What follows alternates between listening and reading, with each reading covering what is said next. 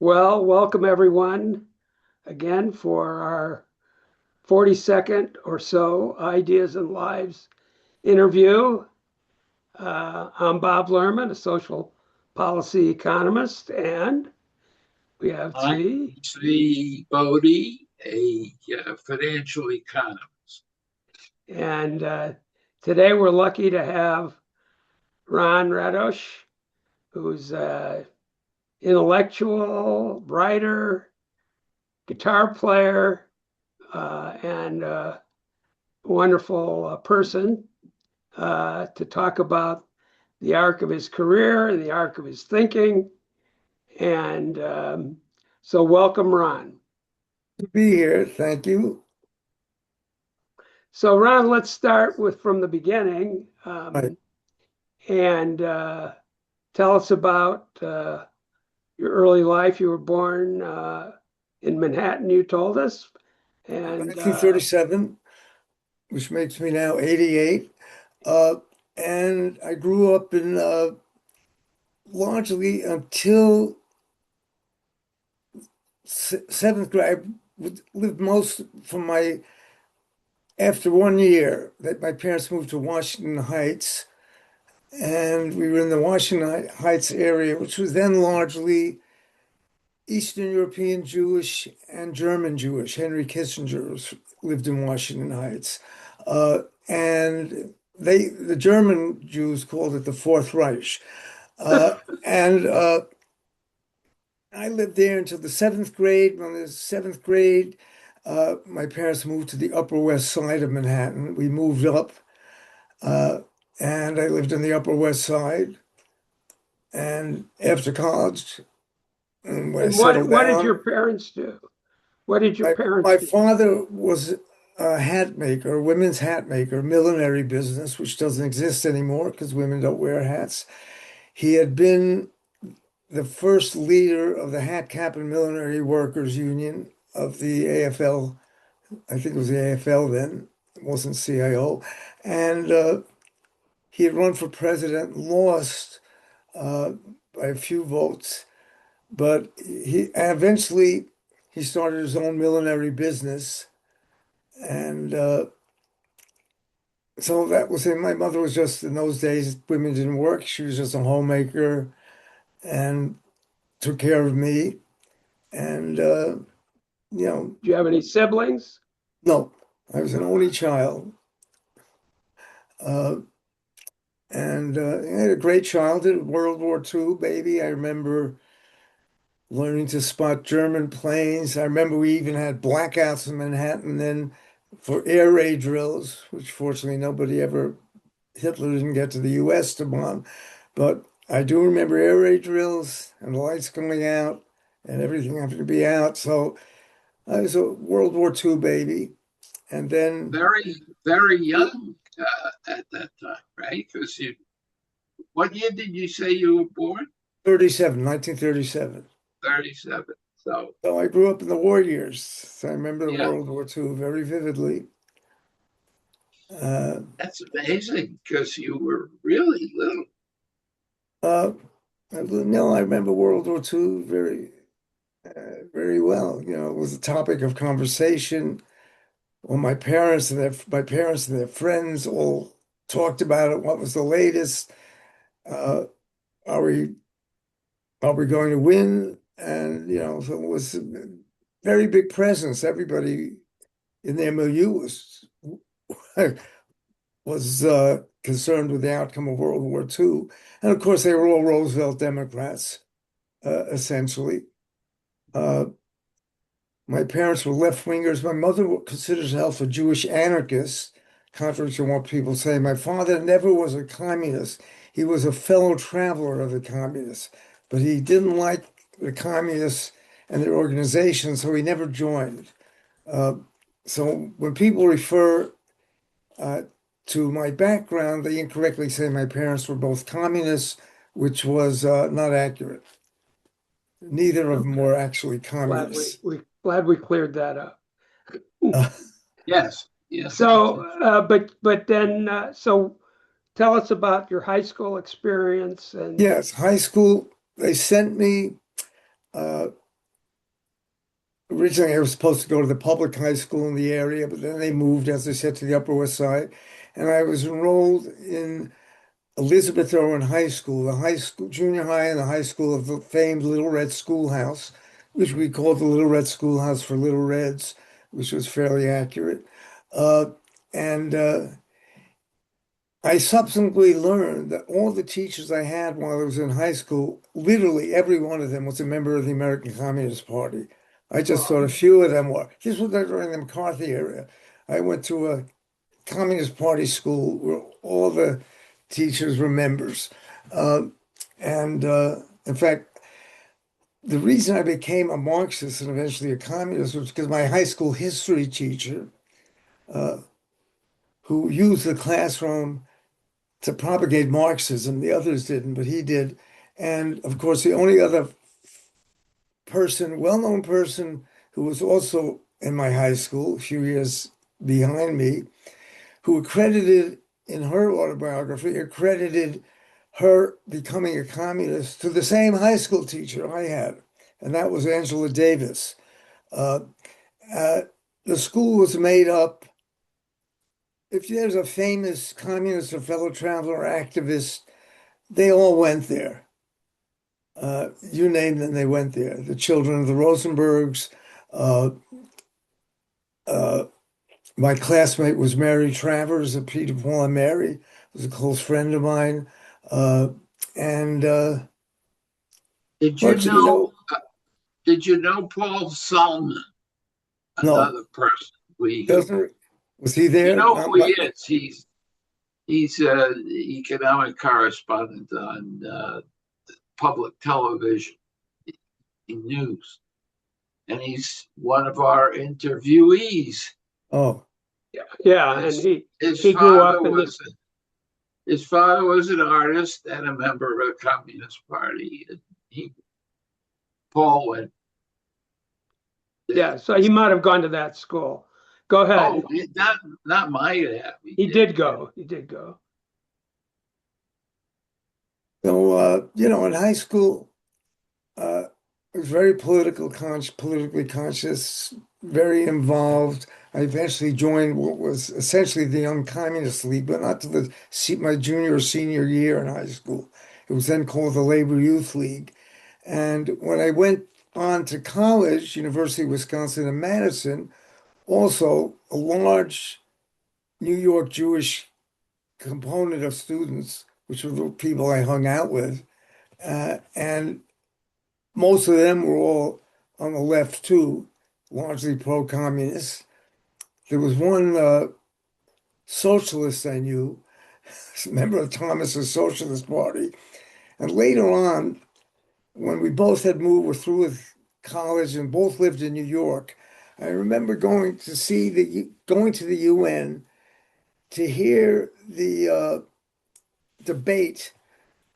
I guess it was over the Soviet invasion of Czechoslovakia. And I bumped into this guy there, uh, well-known political figure in New York Marxist circles. His name was Bertel Oman.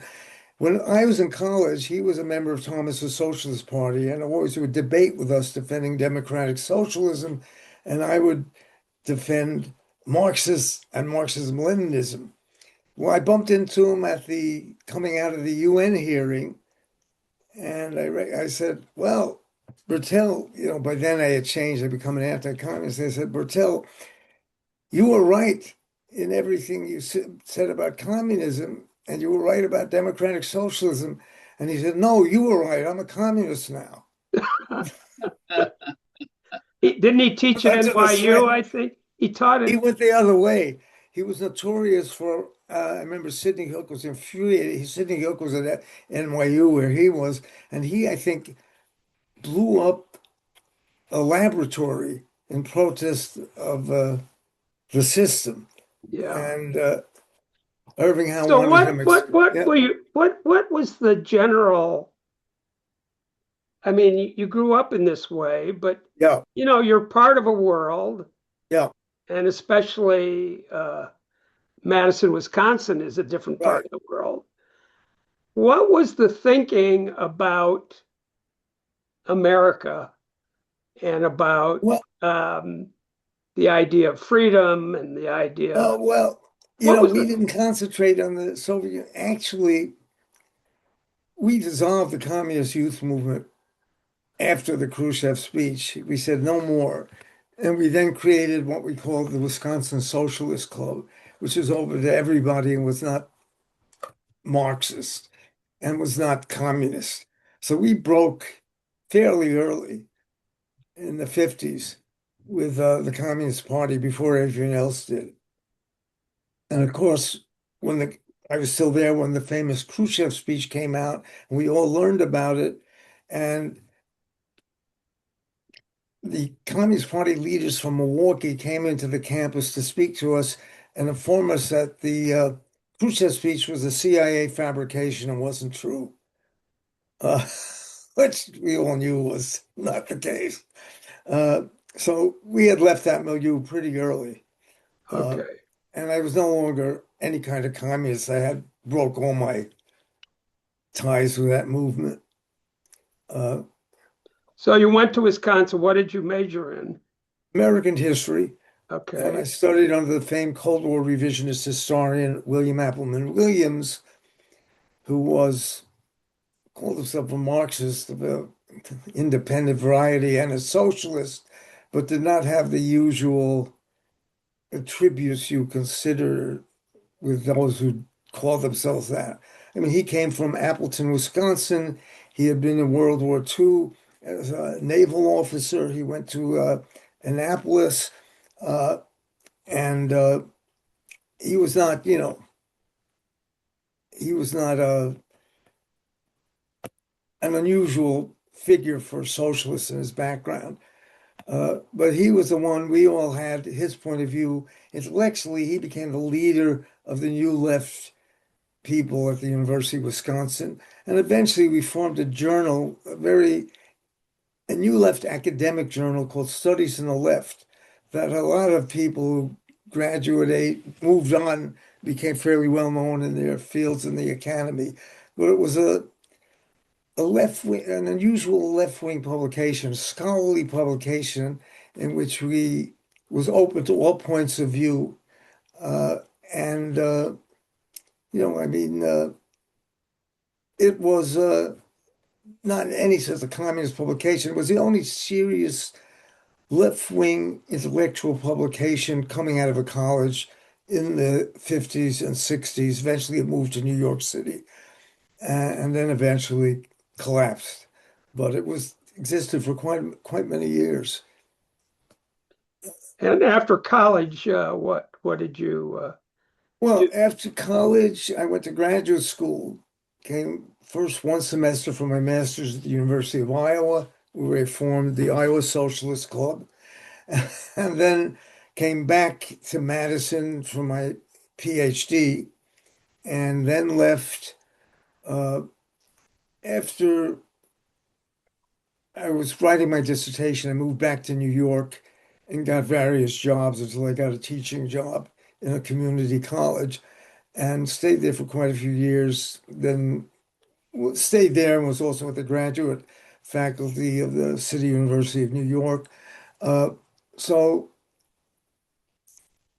So you were and an then, academic.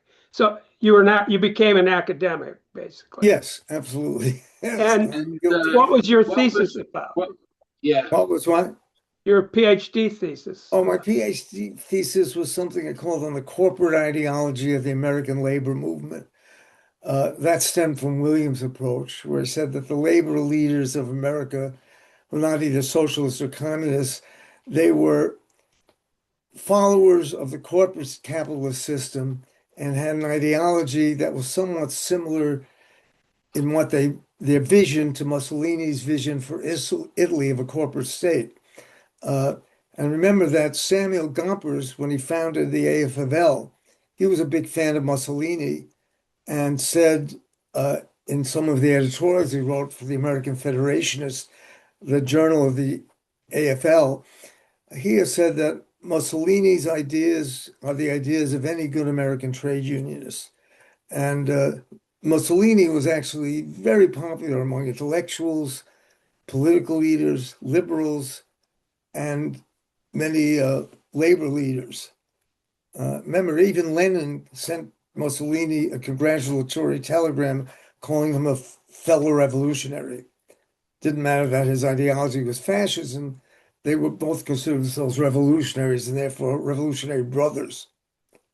And what attracted them to the Mussolini concept? Mussolini wanted to break with a free-ranging capitalist system. He wanted a corporate system where the corporations were integrated with the state. And instead of what his vision was instead of parliaments representing the people, the populace would be divided into different entities in which they worked.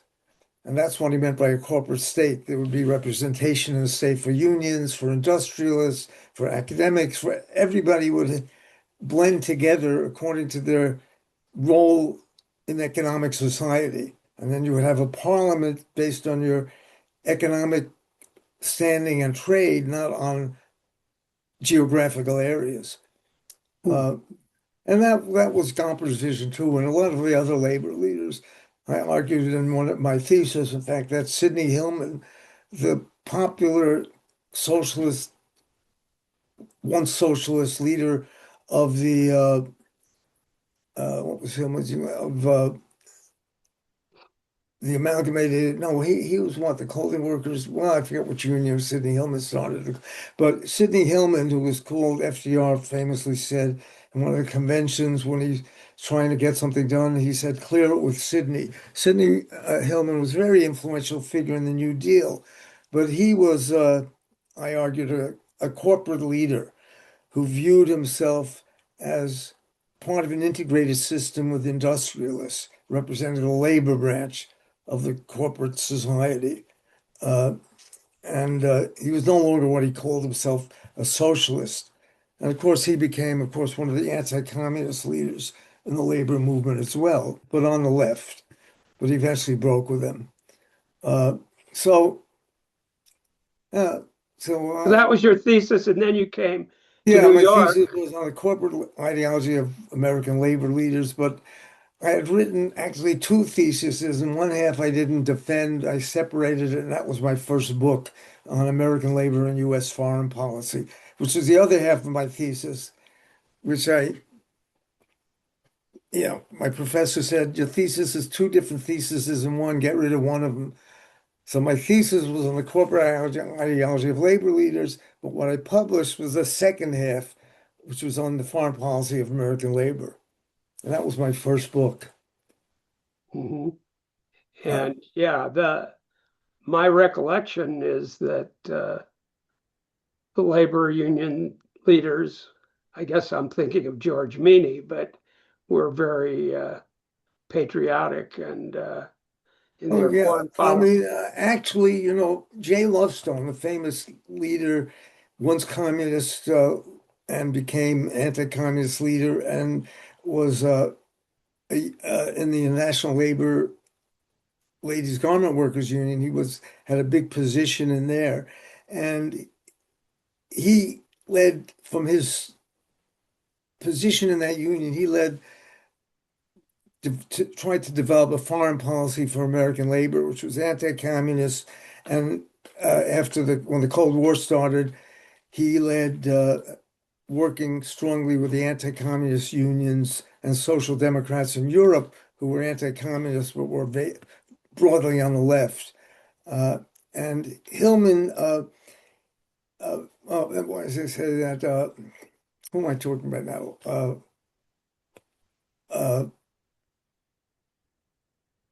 Sidney Hillman, the leader of Jay Lovestone.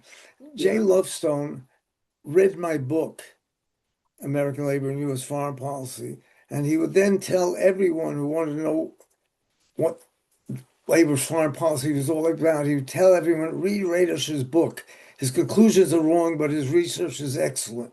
And he's got the whole story in there. So he told everybody he knew to get my book. It was a riot.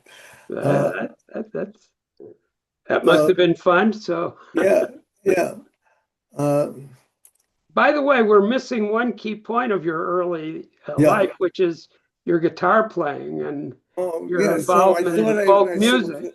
trying to learn guitar again. I'm having trouble with it. But no, I was a five-string banjo player. I took lessons from Pete Seeger in New York City when I was in high school and remained very close to him.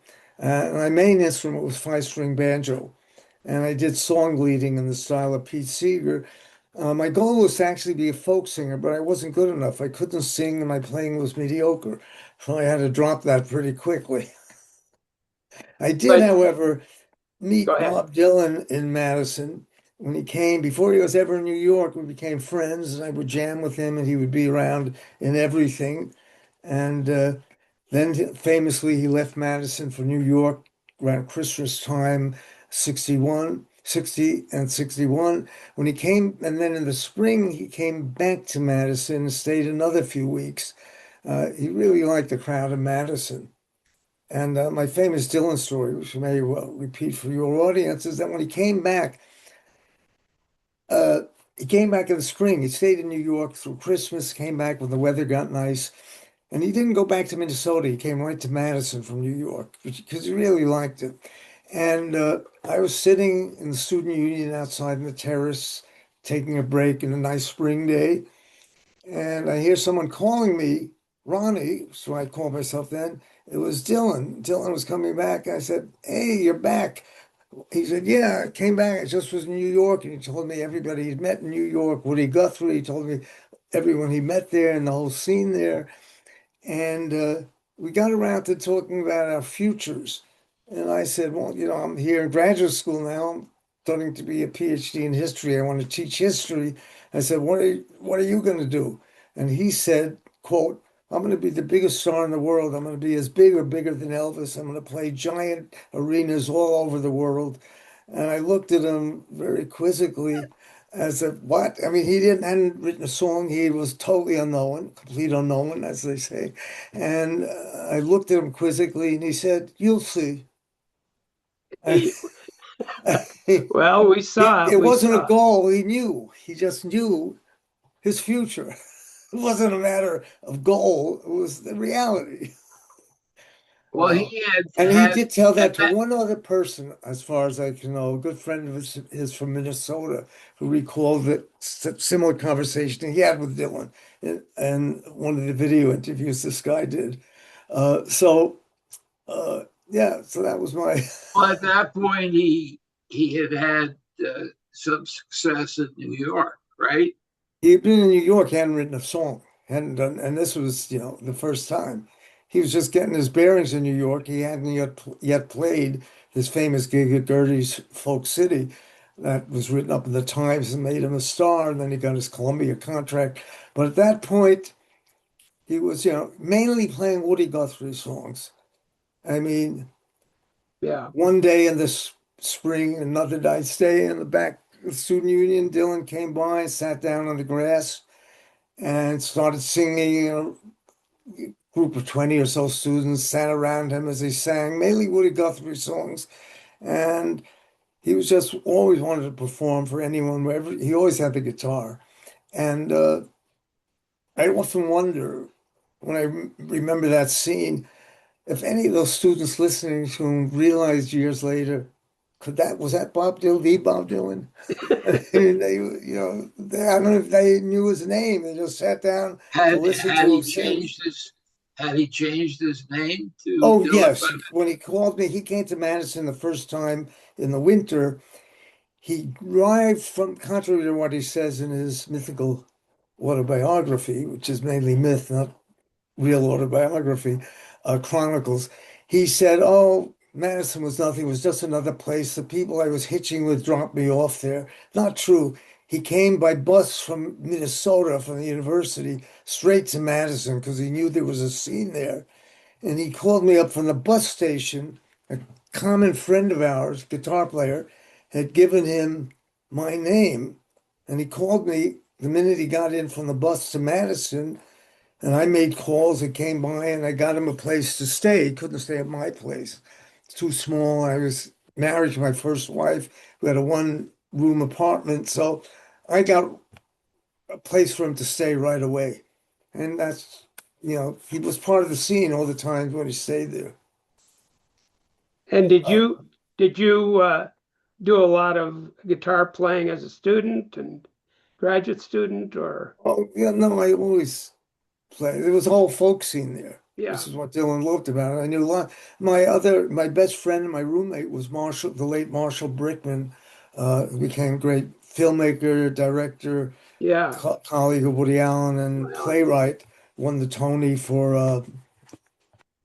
the Jersey Boys, and he was my roommate along with the other roommate, Eric Weisberg, uh, who also had the hit Dueling Banjos, was in that movie.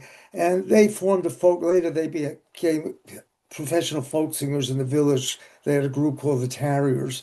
But they were my two roommates, and they were always playing, and I played with them and as well. I mean, we always played. That's what we did on weekends and nights.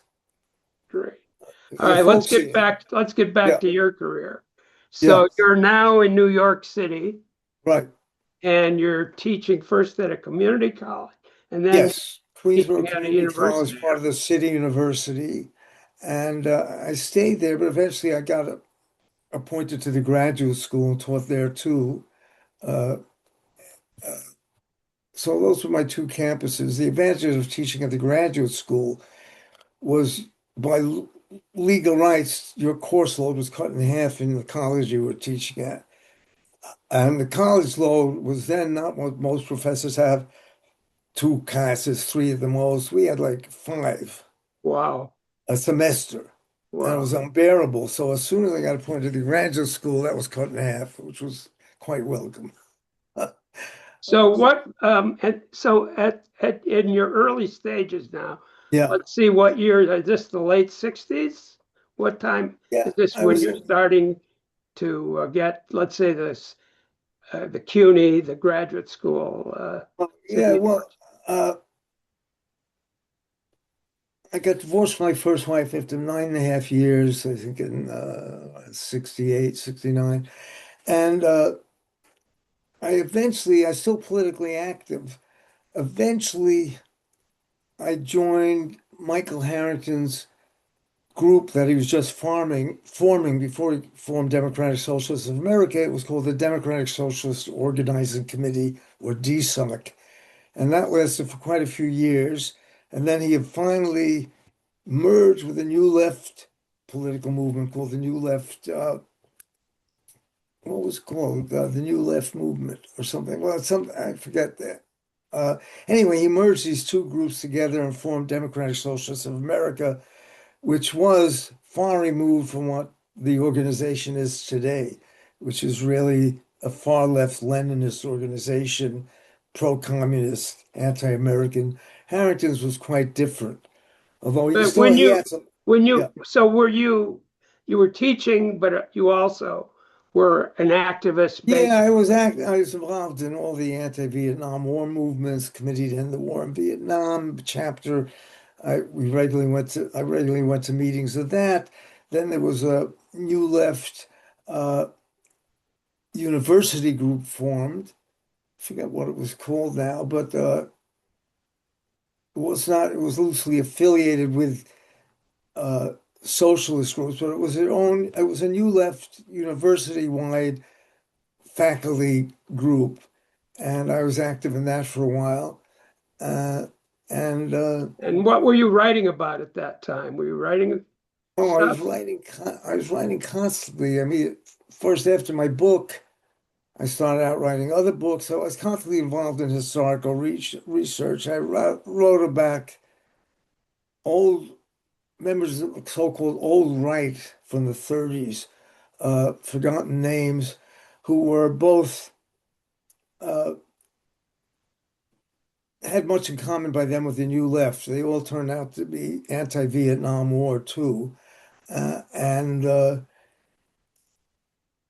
So I wrote a book about these old writers that included politicians like Robert Taft, uh, and others whose names are not as well known, intellectual figures who consider themselves even fascist, but as a form of government, but they were all anti-war and anti-American imperialism.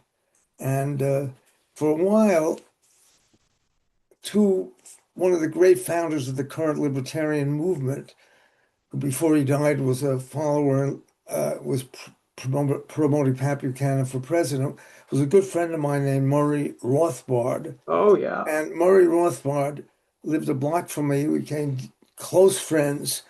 And Murray Rothbard and there was a thing in New York every other Friday night that nobody's ever written about this, called the Theater of Ideas. Some woman somewhere between the East and West Village, around Chambers Street, had a big loft building. And every other Friday, she would have a meeting called the Theater of Ideas. And all the most prominent American intellectuals came to speak there regularly. From Susan Sontag to Michael Harrington to Irving Howe to liberals. Everybody spoke at that. And I was a regular. Mort Rothbard and I were invited to be part of the group. So we went to every session all the time. And the most prominent intellectual leaders in New York all were part of that. Everyone you could think of came to that. It was jokingly called the Theater of the Irvings for both Irving Howe and Irving Kristol, who were both part of it. Yeah. So Susan Sontag came there, but it was great. Everybody you could think of who was an New York intellectual, the remnant of the old New York, came to that meeting every other Friday. And no one has ever written about it. It's like forgotten. And it was a big Right. deal. So, so this is now the late 60s, Yeah, anti-Vietnam, right. the book on the old right. Yeah, And eventually the Vietnam War ends. right. Yeah. And I don't know if you want to say anything between that part and the time it ended, but Well, we had, we were involved. We ran when Watergate broke out. We ran a big event, the West Side chapter of Democratic Socialism of America. We ran uh, Defeat Nixon Fair, and it was held in a church basement, a neighborhood church, liberal church, gave us and we advertised it everywhere. We had a Defeat Nixon this is for party. 72. Yeah, it's during Watergate. And I remember one of the things we had was a dartboard with Nixon's face on it, and you get a prize for winning the closest to Nixon's middle of his face. We threw the darts, and we had all these anti-Nixon games and literature, and it was packed. And it was even covered in the local TV news. It was hundreds of people came to that just from signs all over the neighborhood. And we thought it would be the beginning of a huge socialist movement on the West Side, but it stopped with an anti-Nixon event. That was the I most heard, prominent thing we ever did. I don't know whether it was Lillian Hellman who said it, but someone said around that time when Nixon won, she said, I don't know how Nixon won. I didn't know anybody that voted. Right, right. Oh, that was actually attributed to the film critic, from the New Yorker. What's her Oh, name? Phil Pauline. Yeah, she's the one who actually said that. Oh, And a lot of okay. people claim they said it after that. Okay. So So go ahead. let me break in here for a second. Uh, first of all, did you know Senator Sanders? Bernie Sanders, no. So, Evidently, I heard in retrospect there was a big party that one of the socialist leaders, Debbie Meyer, became an educator and a left-wing socialist, and a colleague of Bill Ayers as a left-wing educator. Uh, she had a brownstone on the Upper West Side, and she would have parties regularly. And once there was a huge party, Bernie Sanders was at that. I mean, people said, "Oh, that's Bernie Sanders from Vermont," but I didn't even speak to him there. So I was at one party with him. That's till he became that was prominent. I never heard of him again. interesting. Yeah, I wish. But anyway, so now, Wait, Nick, one go other ahead, question. Coach. What about the McCarthy hearings? Oh, McCarthy. So, Well, that's when I was in high school. And actually, I quit when McCarthy gave us subcommittee hearings in New York. I didn't go to school that day. I went to Chambers Street to see the hearings in person. I was very precautious. I cut school to go to McCarthy's Senate subcommittee hearing the one time it came to New York. And much to dismay, as it was leaving, a friend of mine who became from Washington Heights became a big, wealthy corporate leader, corporate businessman, and a major figure in the Democratic Party behind the scenes. Who ran the Clinton convention. In fact, he and I would go down together to that. But when we were leaving the McCarthy hearing, he cut his school, which was, I think, Bronx Science. But we were going into the elevator. The subcommittee meeting had ended, and all of a sudden, someone's running to the elevator and says, "Hold the elevator, it's Joe McCarthy." And he rushes in. So there am I and my friend in the elevator with Joe McCarthy. And he said, "Hello, young man." I think he patted my head, and much to my mortification, I actually went down an elevator with Joe McCarthy. Uh, So now it's the Vietnam War is yeah, pretty much over. Nixon's yeah, been impeached, or no, he resigns, yeah. and so now we're about to go into a presidential election with Jimmy Carter and Richard and Gerald Ford, and DSA, I was in DSA then. They supported Ted Kennedy. I remember Ted Kennedy tried to get the nomination. It was a big scene where he ran up, I think, to Jimmy Carter and challenged him on stage. And I remember everybody cheering for that moment, thinking Kennedy will get it and defeat Carter. But uh, yeah, DSA was very much in the Ted Kennedy realm then, in their activity in the Democratic Party. They were not for any independent socialist movement, and they didn't want to run for office. They supported the most left-wing Democrat they could come across.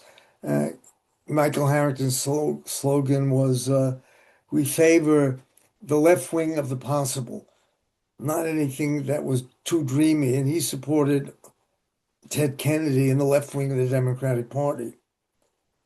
Uh, he, okay, he also believed that the union movement, even though it was led by George Meany, was America's invisible social democracy. And they supported the AFL-CIO, even though in foreign policy it was pro-war and pro-American intervention. Well, Harrington opposed all those things. They stuck with defending and seeing the AFL-CIO as their ally. Uh, and at this point, are you still teaching in New York? am I still what? Teaching in New York, Oh, yeah, teaching all that time in New York, all that and time. what had you kind of evolved with in your writing Yeah. later? Let's say mid 1970s, and As I how said, I went into DSA until such time as when we get to the Central American wars in Nicaragua and Guatemala and all that.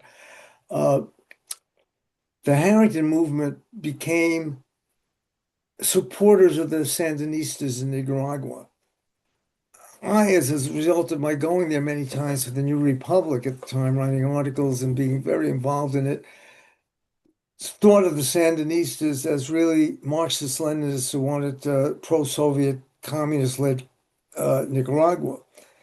Harrington and his group believed they were a different independent phenomenon that were not communists or not pro-communist, they were true independent revolutionaries, which I thought was crazy. And I broke with them in that.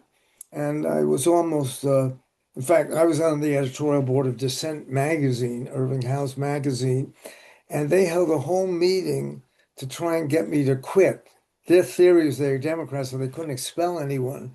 But they held a private meeting where they brought their major leaders on a Sunday afternoon to Irving Howe's apartment to castigate me for my reactionary views on Nicaragua and Central America and tried to convince me that I had to be a supporter of the Sandinista revolution.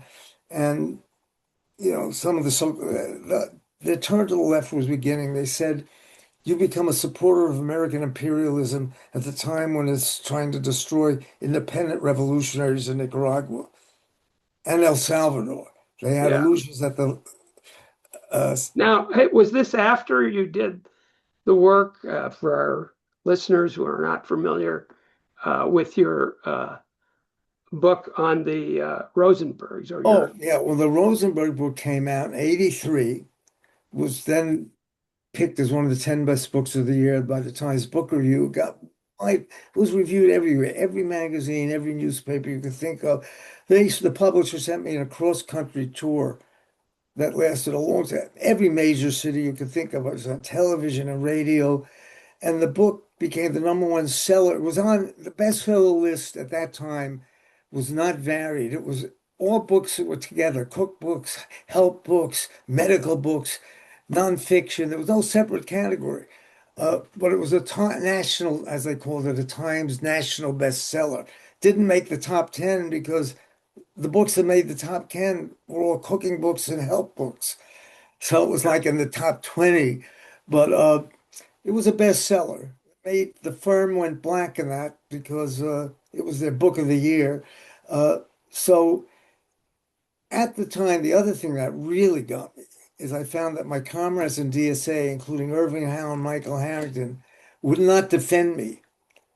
Uh, Michael Harrington, well, I was let's back up a little bit well, the because left. I wrote the not book all of the our Roosevelt. not all of our listeners know The left, exactly the the left story. wing, the big left wingers, and the independent left, and the pro-communist left, and the fellow traveler, they all condemn the Rosenberg File as a lie, as an anti-communist book. Victor Navasky ran an editorial in The Nation saying the book was meant to serve Ronald Reagan's imperialist foreign policy and had nothing to do with the Rosenberg case. And I was castigated. Uh, and people I knew for years, I mean, I had the daughter of a prominent left-wing lawyer who I won't name now. She called me. She was an activist in Pittsburgh at the time. I knew her years earlier. She called me up and said, what you did is outrageous. You betrayed us all writing that crappy book. I said, have you read it? She said, I'm not going to read it. I just know it's crap, and you should never have published it because we have to have the Rosenbergs as innocent. And she hung up the phone. So I thought Michael Harrington, Irving Howe, especially Howe being would defend the book, and how they wouldn't. Howe So said to me the most, Irving let's Howe, that retrace it a that little. led me to drop out of that movement. Irving Howe and Harrington said to me, if people ask, is Ron Radosh a McCarthy? I'll say no, but we will not defend your book on the Rosenbergs, except for saying you had a right to publish it or write it.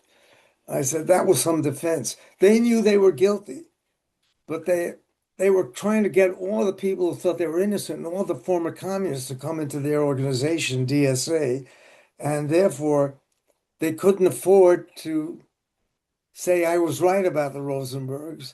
And Irving Howe said to me, the most we can say is that you're not a McCarthyite.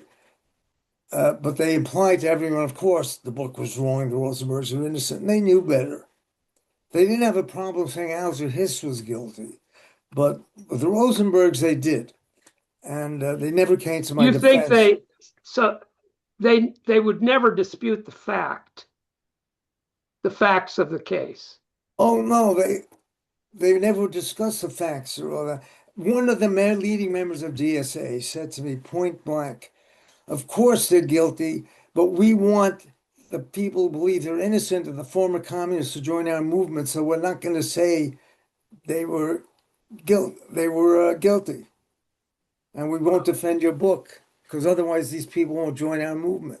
It was as blatant as that. These were people who supposedly had a commitment to the truth, who were intellectuals. And that after that, I quit. Yeah. And the joke is actually you couldn't. Dissent had a policy since they were core Democratic of not expelling anyone from the editorial board. So they tried like hell. You got to leave the board. They wrote me letters. You're not one of us anymore. Please leave our board. And since they were asking me to, I refused. I stayed on it for years just to get them upset. And eventually, after 7 years passed, I said, enough, I quit. But they never took my name off because they didn't want to. That would mean they're not democratic. I wasn't even going to their meetings then, but I wouldn't take my name off the editorial board. They're crazy movements. All these people were like, it's too much. So when Uh, did you uh, convert to what? a right winger? What about right wingers? When did I He's not a become a right right winger. winger? Later on. That's much later. Uh, I knew David Horowitz from when we were in high school, and he was a communist organizer for the communist youth movement. In fact, he was the youth editor of the Daily Worker, and he came around. That's when I met him. He came around to my communist youth club trying to recruit young people to write for the Daily Worker.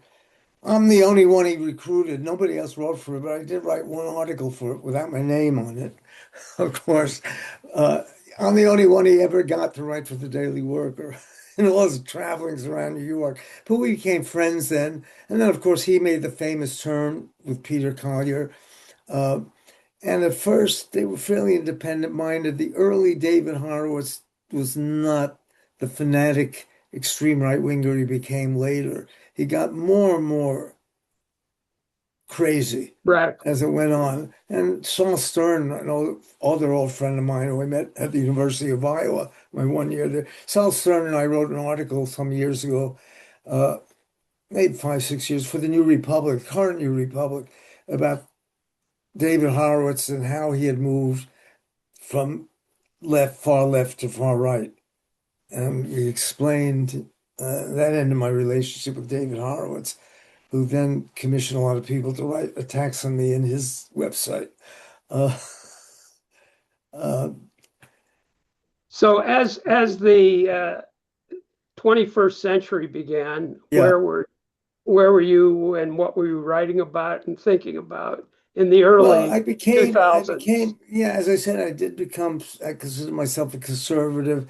I voted for George W. Bush, and Bush appointed me to a government agency, which was a nice, it didn't do anything, but I did get a salary for it. And I did get to go to Bush's Hanukkah party in the White House, uh, which I think was the first Hanukkah party any president had in the White House, actually. And Truman's grandson was there who lit the Hanukkah candles uh, Wow. Wow. in honor of his grandfather, who, of course, had the famous picture of him with Ben Gurion uh, or with one of the Jewish leaders receiving a menorah. Yeah. Uh, And Truman, famously said, "I am Cyrus." That I was the one who recognized Israel, and he became very pro-Israel. So the Bush party, Hanukkah party, invited Democrats too, who were pro-Israel. It wasn't not just Republicans who came to it, but that was a fun event. Uh, have your picture taken with the president who signed it. Yeah, and that was the only time I'd been to the White House, actually, except as a And tourist. what were you writing about in the early Oh, 2000s? in that period, I was with a magazine that originally, a website called PJ Media, originally Pajamas Media, that started out having conservatives and liberals. Uh, and the most prominent conservative was, I can't think of his name, but he was soon expelled as being this one guy was a liberal writer, but well known. He was expelled from PJ Media for being too left wing. And it began to be, but I stayed with it. I looked at back at my articles. I wrote once or twice a week, long pieces regularly. They weren't called blogs yet. Maybe they were just starting to be called blogs. But I wrote columns at Yeah. least once a week. I looked through them. Everything's online once you write it. Some of them stand up and were quite good and were quite lengthy. Some of them were awful. I mean, I regret some of the things I wrote were really disgusting. I wouldn't want people to look at them now. They're quite embarrassing. But many of them were quite good. Critical discussions of people on the left and the right.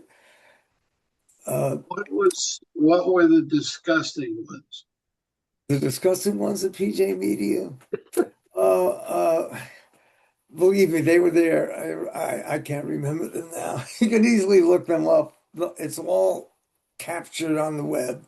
Uh, but I did write ones, oh, that were really awful. Not that many, fortunately.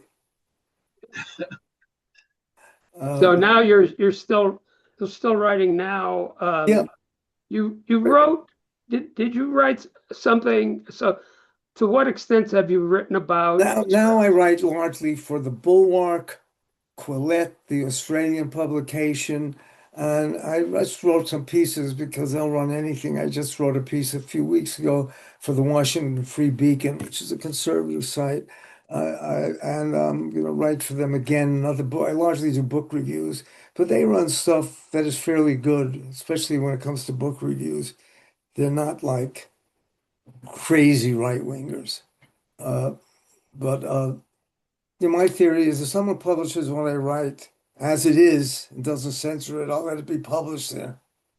yeah. So I would write for some conservative sites, some liberal sites, but I'm solidly in the anti-Trump movement.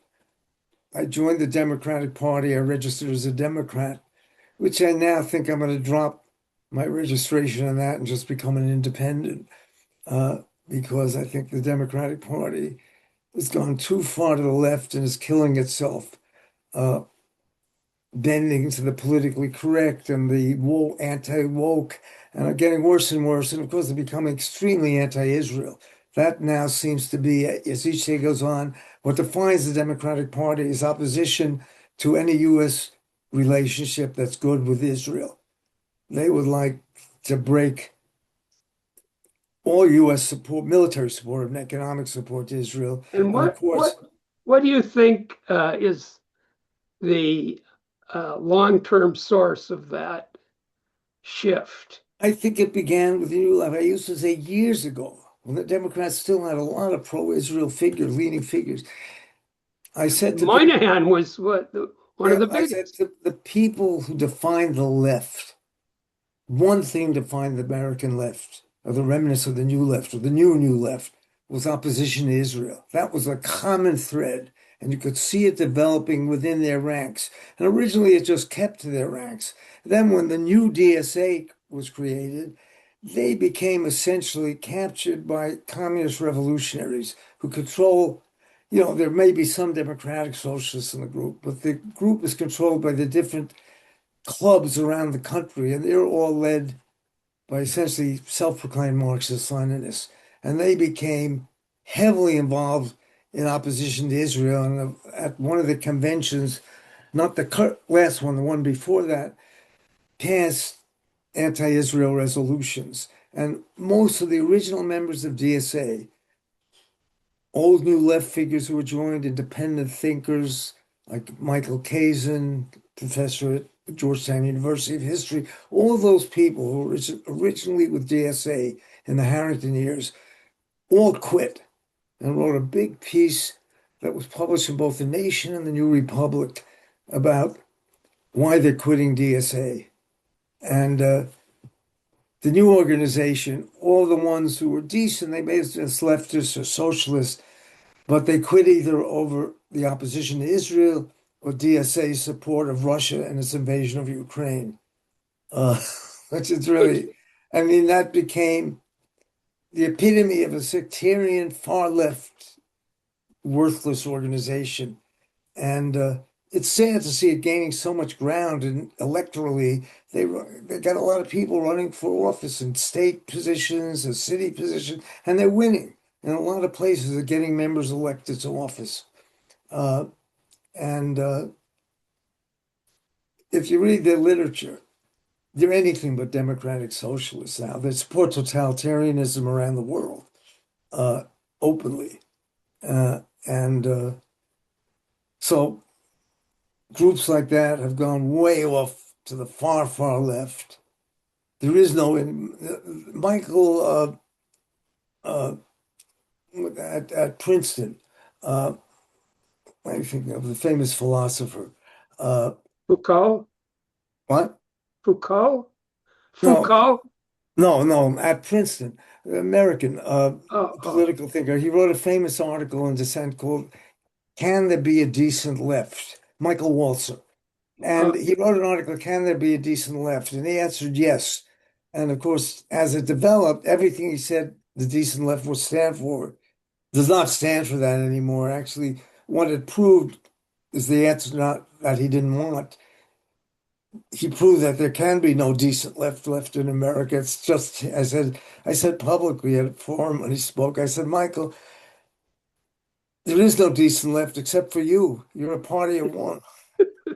And he said, well, I'm trying to make what remains of it decent, but he failed.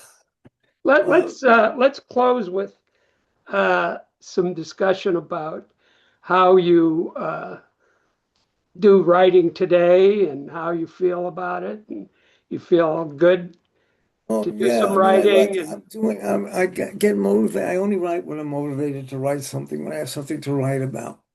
And also, if a book gets me very interested and I really want to write about it, I'll write a book review. I'm writing two book reviews now. Uh, One that will be coming up is on Stalin's Apostles, a new book about the Cambridge Five spy ring in London. That's in the 30s, incredible book. And I'm reviewing for another publication, uh, Bernardine Dorn and Bill Ayer's son's book called Growing Up in the Weather Underground. Well, that's the subtitle. And so I'm reviewing that too. I reviewed his father's book when he wrote it. I wrote a review of it, a scathing review of it. Fortunately, he made a big mistake. His book came out on the famous 9/11, just when the World Trade Centers were done. And he ended up, literally the same day his book was released. And he said in the conclusion, I'm for bombs and more bombs. I regret that he didn't set off more bombs. And he said, isn't America great? I'm guilty as sin, but free as a bird. I'm guilty as hell, but free as a bird. That was his conclusion. So I wrote a review of that. His book was going to be a big thing. It totally bombed. Nobody, it was totally dead on arrival because of the date of its publication. Uh, so I reviewed his father's book. Now I'll review the son's book. okay, great. I take it the review of the father's book is a negative one. What?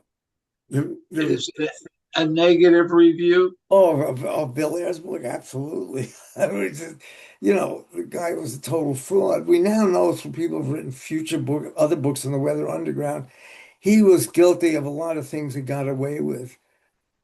And because of various factors, the FBI knew he had planted bombs himself, but he couldn't. That one that actually blew up a police station on the West Coast and killed some people, it's likely he was responsible for that, but he was never prosecuted. They had witnesses who were going to test, who were members of the group, who were involved in it, but they got scared and told the FBI they weren't going to testify, even though they had testified privately. They weren't going to do it publicly. So whatever he did, he got away with. Um, No. Now, of course, he's involved in the flotillas to Israel, pro-Palestinian, pro-Hamas activism. I mean, that's what they do now, which is what you would expect he would do because they were always consider themselves anti-imperialists and pro-revolutionaries and anti-US. Is there kind of a So, utopian stream here that we're gonna bring down this society and create a wonderful society? We really are humanists, but you have to break a few eggs. Is uh, that through all of this? I mean, uh, even the Palestinian situation. yeah, We're gonna let the indigenous people take over and everything will be wonderful. Is yeah. that really underlying a lot of the way the people in that crowd think? I think they view themselves as part of the Revolutionary World Front against imperialism. And America won't be transformed until the third world is liberated and third world revolutionaries take power. But Uh, what's so? Let's say after that, what's are they I mean, they're supposed? supporting the Iranian theological regime. They're never critical of Iran. I mean, they're for gay rights. If a gay person makes himself public in Iran, they're killed. They're thrown off buildings. They're executed. But they don't see a contradiction. It's like the famous in some of the rallies, you have gay people with signs, "Queers for Palestine." Yeah, Uh, they went anywhere there, they wouldn't last one day. If they held a sign like that, that would be their end. And they don't get it's crazy. You have to, some of these people are crazy. It's all illusory things in their head. Uh, they have no idea the reality of the world. It's just like shocking. yeah.